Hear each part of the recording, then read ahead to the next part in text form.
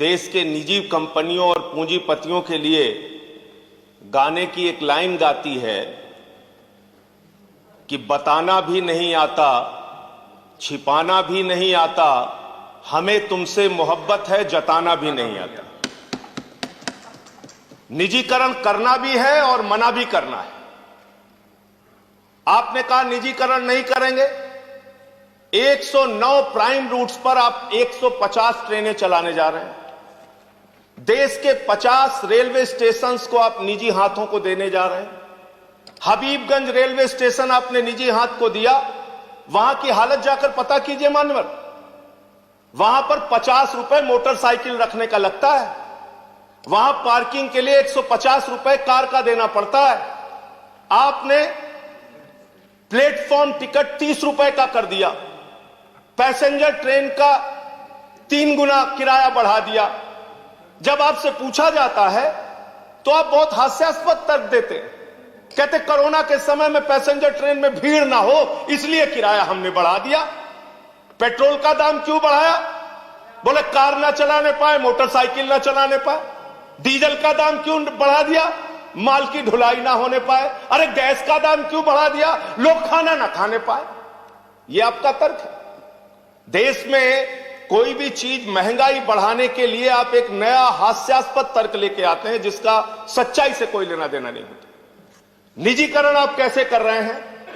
Maintenance के क्षेत्र में निजीकरण, सफाई कार्यों के क्षेत्र में निजीकरण, फैक्ट्री और उत्पादन के क्षेत्र में निजीकरण, सिग्नल के क्षेत्र में निजीकरण, इलेक्ट्रिफिकेशन के क्षेत्र में निजीकरण, रेलवे में मजदूरों की, सरकारी कर्मचारियों की संख्या मानवर 1974 के स्वर्गीय जॉर्ज फर्नांडिस जी के आंदोलन में, रेल हड़ताल में 17 लाख कर्मचारी होते थे।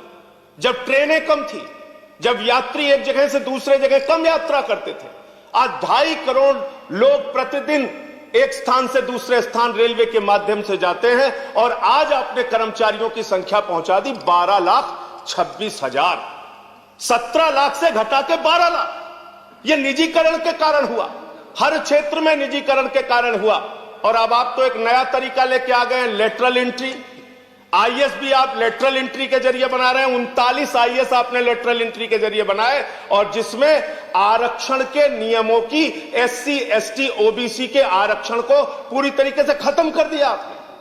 और निजीकरण जो आप रेलवे में लेके आ रहे हैं, इसके पीछे आपकी सबसे खतरनाक मंशा है एसटी, एससी, ओबीसी के आरक्षण को धीरे धीरे समाप्त करने की आपकी योजना।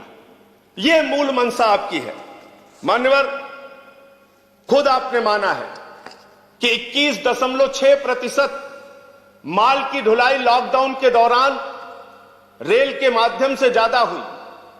यानी रेलवे के कर्मचारी पूरी निष्ठा के साथ, ईमानदारी के साथ काम करते हैं और उस लॉकडाउन में काम करने के कारण,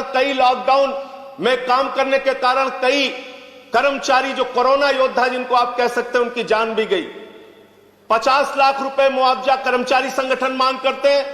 20 लाख रुपए मुआवजा आपने दिया, फिर उसको बढ़ा के 35 लाख किया। आज तक उनको मुआवजा नहीं मिल पा रहा है।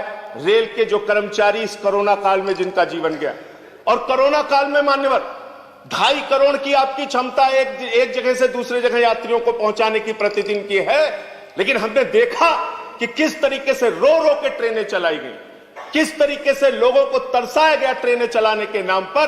और 40 ट्रेनें रास्ता भटक जाती हैं, 80 लोगों की जान चली जाती है। मुजफ्फरपुर के स्टेशन का वो दृश्य आज भी हम लोग नहीं भूल पाते। एक मां के ऊपर से उसका छोटा बच्चा आंचल हटा रहा था, उसकी मां। कंक्लूड करिए संजय जी। बस खत्म कर रहा हूं मान्यवर। अंत में सिर्फ इतना ही बात कहना चाहता हूं कि आप कृपा करके रेलवे कर्मचारियों को निजी हाथों में मत दीजिए। यह एक बहुत बड़ा सेक्टर है जहां से रोजगार भी मिलता है और जहां गरीब आदमी को एक भरोसा होता है कि हम सस्ते में दामों में यात्रा कर पाएंगे, सस्ते किराए में यात्रा कर पाएंगे। जिस दिन आप इसको निजी हाथों में देंगे, कर्मचारियों का तो आप आरक्षण के तहत उनकी नौकरियां खत्म करेंगे, एक बात है। और दूसरी बात यह है कि हिंदुस्तान के लोगों को तकलीफें और उनकी यात्राएं, उनकी दुश्वारियां बढ़ेंगी। अंत में कुलियों की बात यहां पर आई।